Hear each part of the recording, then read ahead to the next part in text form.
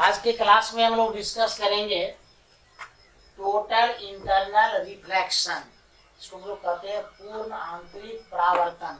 प्रकाश का काफी important phenomena है, क्योंकि इससे रिलेटेड बहुत सारी घटनाएं हमारे आसपास में घटती है और उस घटना को बारीकी से समझने के लिए TIR यानी कि टोटल इंटरनल रिफ्लेक्शन की घटना को समझना होगा। और चूंकि इसके पहले हम लोग क्रांति कोण से मिल चुके हैं, तो TIR को समझना बहुत ही आसान होगा। अब ये है क्या चीज, इस पर हम लोग विचार करेंगे। पहले सोचेंगे इसमें क्या क्या घटना में होता है, तो आप आसानी से इसका डिफिनेशन दिमाग में सेट कर सकते हैं। हम इस फिगर पर आपको थोड़ा सा ध्यान देना है। इसमें हम 3 डायग्राम दिखाए हैं एक साथ, बारी बारी से हम तीनों पर आते हैं। TIR के लिए 2 महत्वपूर्ण कंडीशन है, जैसे कि क्रांति कोण में भी था कि प्रकाश के किरण को सघन माध्यम से विरल माध्यम में जाना चाहिए। तो यहाँ पर भी देखिए, ये ग्लास है और ये है एयर। ग्लास सॉलिड है, एयर गैस अवस्था में रहता है, इसलिए हवा यहाँ पर हो जाएगा विरल माध्यम और ग्लास हो जाएगा सघन माध्यम। चूंकि इसमें भी क्रांति कोण का बहुत बड़ा रोल है, इसलिए एक बात तो निश्चित है कि इसके लिए भी प्रकाश के किरण को सघन माध्यम से विरल माध्यम में ही जाना होगा, तभी TIR की घटना घटेगी, अदरवाइज संभव नहीं है। तो फर्स्ट फिगर में हमने ये दिखाया है कि ये प्रकाश की किरण सघन माध्यम से विरल माध्यम में प्रवेश करना चाहती है, कर भी रही है। आपतन कोण का मान I है, कानून से इसको डॉटेड लाइन से जाना चाहिए यदि माध्यम में परिवर्तन नहीं होता तो। लेकिन चूंकि सघन से डायरेक्ट विरल हो गया, हवा आ गया ग्लास से, तो अपवर्तन के नियम का पालन करना होगा।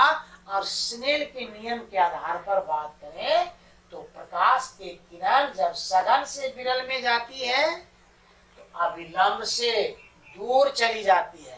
तो आप गौर से देखिए, फिगर में इसको जाना इधर था, अब अविलंब से दूर का मतलब हम दूर में दिखाए इसको। तो प्रकाश का किरण इस दिशा में अपवर्तित हो गई। हमको इस फिगर से बहुत ज्यादा कुछ मतलब नहीं है, जस्ट समझने के लिए। अब हम लोग सेकेंड फिगर में आएंगे। आपने आपतन कोण को फोन करके बोल दिया कि भाई तुम अपना मान क्रांति कोण के बराबर लेके जाओ, और आपके आदेश का पालन करते हुए अब आपतन कोण का मान C के बराबर हो गया। हम लोग पिछले क्लास में पढ़ चुके हैं, जब क्रांति कोण पर प्रकाश आपतित होती है तो उसके लिए अपवर्तन कोण का मान कितना होता है, 90 डिग्री होता है। आपतित किरण 90 डिग्री के कोण का परावर्तन,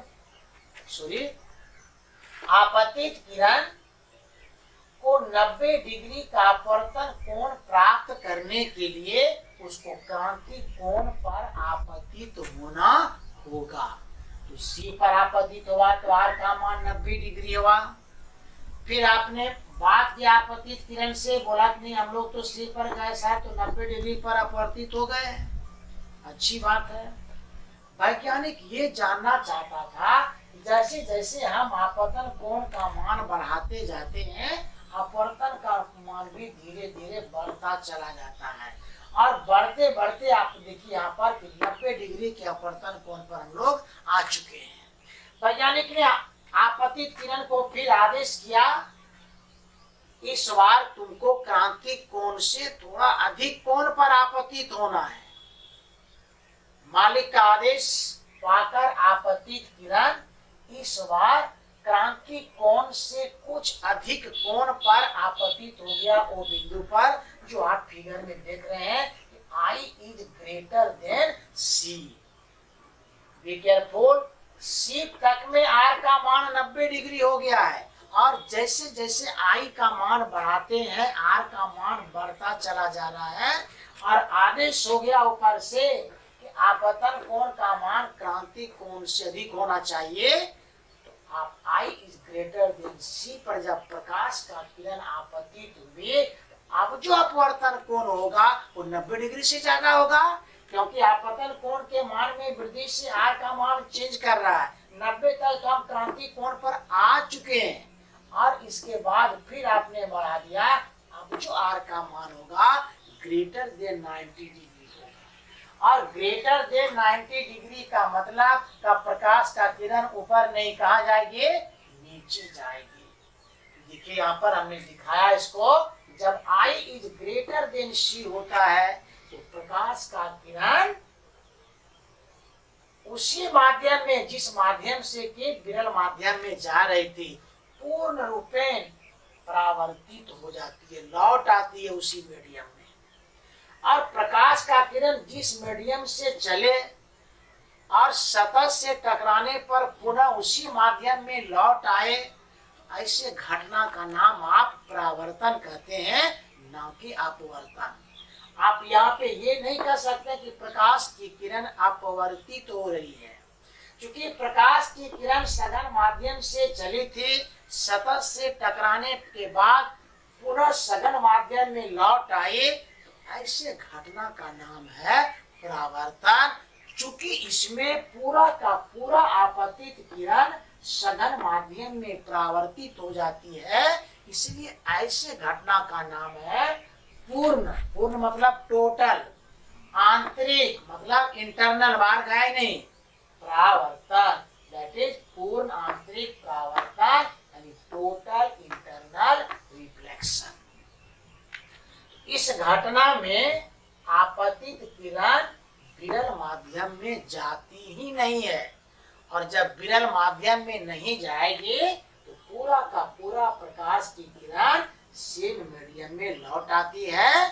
तो इस क्रिया को, इस प्रोसेस का, इस घटना का नाम है पूर्ण आंतरिक परावर्तन। इस पूरे फिगर में दो महत्वपूर्ण पॉइंट है जो रेडीमेड आपके दिमाग में सेट होना चाहिए। यदि आप चाहते हैं कि पूर्ण आंतरिक परावर्तन की घटना घटे तो उसके लिए दो महत्वपूर्ण कंडीशन है, शर्त है, अदरवाइज इस घटना का जन्म नहीं होगा।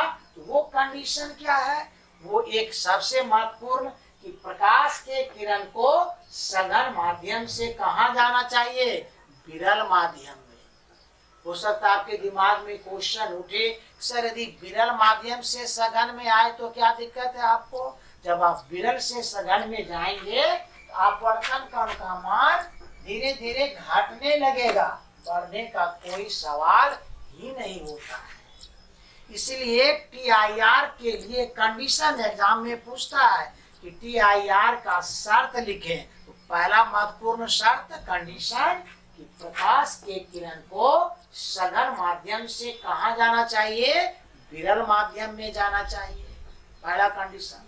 मान लो कोई प्रकाश का किरण सघन से विरल में जा रही है, क्या TIR होगा? नहीं।